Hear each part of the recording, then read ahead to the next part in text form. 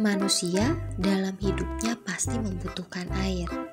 Manusia tidak dapat hidup tanpa air. Manusia membutuhkan air untuk minum, memasak, mencuci, mandi, untuk industri, dan masih banyak lagi. Masyarakat kita memerlukan air dalam jumlah yang besar. Nah, sumber air itu banyak ya. Bisa berasal dari mata air, bisa berasal dari air permukaan seperti sungai, danau, waduk. Bisa berasal dari air tanah. Kita bisa mendapatkan air tanah lewat pengeboran sumur atau bisa juga sumur itu digali ya. Nah, yang terakhir, air juga bisa berasal dari air hujan. Untuk bisa digunakan, air harus memiliki 3 syarat, yaitu persyaratan secara fisik, secara kimia, dan kandungan mikroba yang terdapat di dalamnya. Yang pertama, persyaratan secara fisik.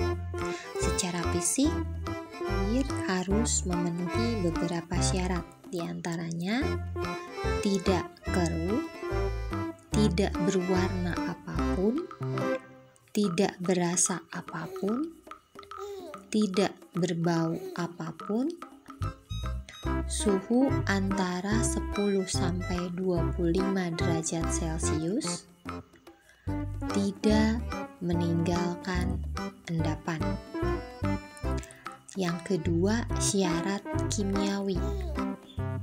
Beberapa syarat kimiawi diantaranya tidak mengandung bahan kimia yang mengandung racun, tidak mengandung zat-zat kimiawi yang berlebihan, cukup yodium, pH atau derajat keasaman air antara 6,5 sampai 9,2. Syarat yang ketiga adalah syarat mikrobiologi. Air itu diharapkan tidak mengandung kuman-kuman penyakit seperti disentri, tipus, dan kolera.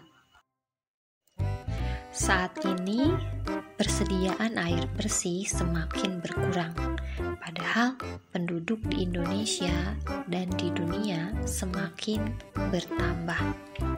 Mengapa sih persediaan air bersih itu semakin berkurang? Nah, penyebabnya adalah karena cadangan air tanah berkurang. Cadangan air tanah ini berkurang karena air hujan tidak masuk ke dalam tanah. Sebaliknya, air hujan itu akan langsung mengalir ke parit, ke selokan, ke sungai, lalu ke laut. Mengapa demikian? Karena saat ini banyak penebangan hutan.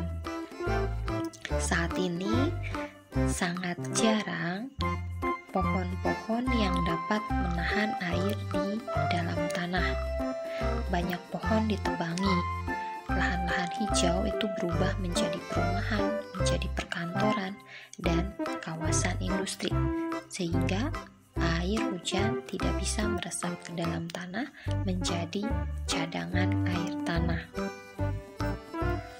Nah, sekarang apa sih akibatnya jika cadangan air tanah itu berkurang? Berkurangnya cadangan air tanah itu akan mengakibatkan mata air banyak yang kering. Sumur-sumur pun juga akan cepat kering. Nah, penduduk itu akan kekurangan air bersih, baik untuk kebutuhan sehari-hari maupun untuk hasil-hasil pertanian. Nah, bagaimana cara kita supaya kebutuhan akan air tetap tersedia? Apa sih yang bisa kita lakukan untuk membantu mengurangi krisis air bersih. Berikut beberapa cara yang bisa kita lakukan. Yang pertama, menghemat penggunaan air. Yang kedua, membuat lubang resapan. Lubang resapan ini berguna untuk menampung air hujan supaya terserap ke dalam tanah. Yang ketiga adalah dengan menanam pohon supaya akar-akar pohon dapat menahan air di dalam tanah. Nah, mulai dari sekarang mari kita bekerja sama untuk membantu mengurangi krisis air bersih supaya kebutuhan kita akan air bersih tetap tersedia.